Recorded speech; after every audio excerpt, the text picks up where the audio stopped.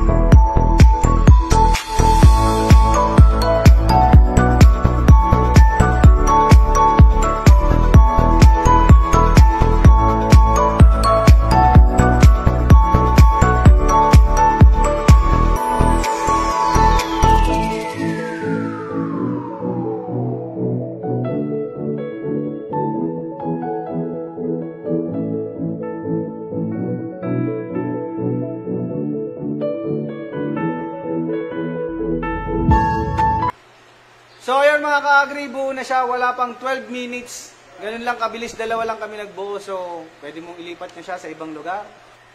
Alam nyo na.